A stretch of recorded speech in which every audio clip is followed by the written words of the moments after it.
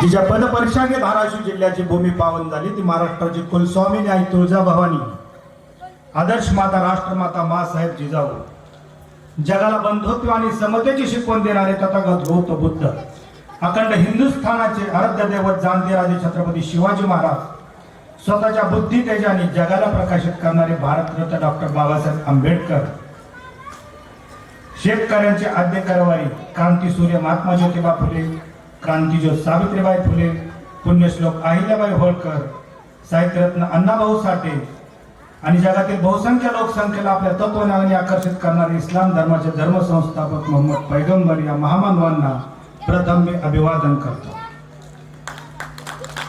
तसेच आज हिंदू हृदय सम्राट बाळासाहेब ठाकरे यांची पुण्यतिथी आहे, त्यांना विनम्र अभिवादन करतो। आजच्या या सभेला उपस्थित सन्माननीय व्यासपीठ आणि आपण सर्व माझे गावकरी बंधू भगिनींनो, मी गेल्या 10 ते 15 वर्षापासून समाजकार्याच्या कार्यकाळात मध्यंतरी जिल्हा परिषद पंचायत समिती निवडणुकीच्या दरम्यान आपल्या समोर मत मागण्यासाठी आलेलो आहे। आज प्रथमच बोलताना थोडा अस्वस्थ आहे, कारण मी स्वतःसाठी मत मागतोय आपल्याला। माझा स्वभाव कोणावर टीका करण्याचा बिलकुल नाही आणि मी करणार पण नाही।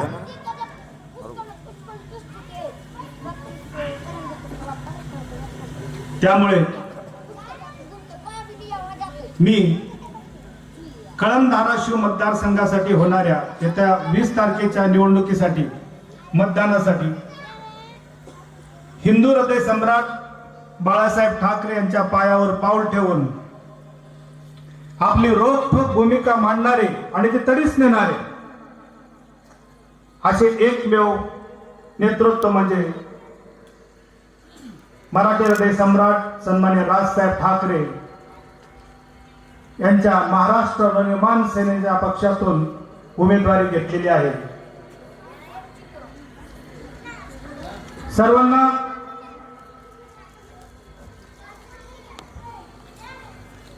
एक गोष्ट सांगायची इच्छा आहे। विकास मी गेल्या 10 ते 15 वर्षापासून म्हणजे स्वतः खर्च करून बरीच कामं केली, ती तुम्हाला वेगळी सांगायला नको। मी राजकारणात आलो, काही लोक माझ्या जवळ आली, काही लांब गेली, त्याचाही मला काही वाटत नाही। शेवटी मी ज्यांना निवडून आणू शकतो तर मी स्वतःलाही निवडून आणण्यासाठी 100% प्रयत्न करा। मित्रांनो, महाराष्ट्र नवनिर्माण सेनेचे विकास ह्या एकमेव उद्दिष्टावरती ही निवडणूक लढवत आहे। आपल्याला कुणावरही टीका करायची नाही, कारण आपण काय करणार आहेत हे सांगणं गरजेचं आहे। लोकांनी काय केलं नाही हे सांगण्यात काही पॉइंट नाही। आता तुम्हाला सगळ्याला माहिती आहे की दर 5 वर्षानंतर निवडणुका होतात। प्रत्येक निवडणुकीला आपल्या पुढे जाहीरनामे येतात। महाराष्ट्र नवनिर्माण सेनेचाही जाहीरनामा आलाय। 2 दिवसापूर्वी महाराष्ट्र नवनिर्माण सेनेने आपली ब्लूप्रिंट दिली महाराष्ट्राला। आपला नेता कसा असावा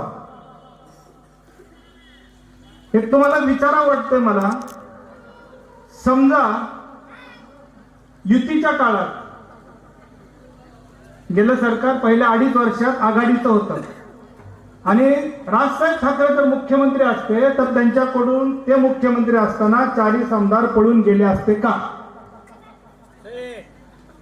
आणि जर गेले असते तर राजसाहेबांनी काय केलं असतं? मित्रांनो, आपली लोकसंख्या 14 कोटी आहे आणि आता हे महाराष्ट्र तरुणांच्या हातात देण्याचा ही वेळ आहे। आपण 14 कोटी महाराष्ट्राचं भवितव्य कुणाच्या हातात देणार आहोत?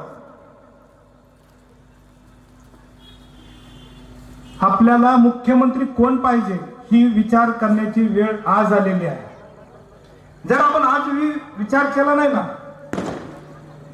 तर गेले 5 वर्ष जो टीव्ही वरती आपण तमाशा बघतोय ना रोज सकाळी, हा पुढचा 5 वर्ष दिसतो।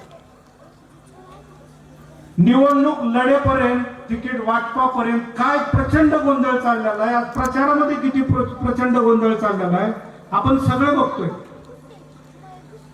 फुले शाहू आंबेडकरांचा हा महाराष्ट्र, सुसंस्कृत महाराष्ट्र, आणि ह्याचे फार धिंडोळे लावले त्याला.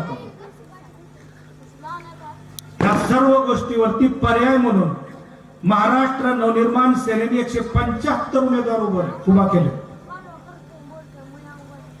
आज एक वेळेस आपण सगळ्यांना संधी देतो, आपण कुणाला संधी दिली नाही.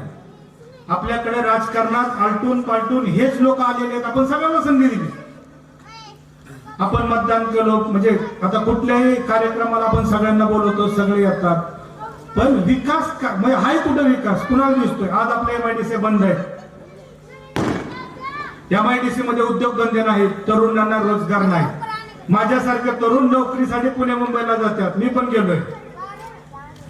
तिथं काम धंदा करून कमवून परत इथं आलो, पण आज परिस्थिती तीच आहे, सगळ्यांना जावं लागतं गाव सोडून. कारण शेतीमध्ये अपेक्षित उत्पन्न भेटत नाही, घर चालत नाही.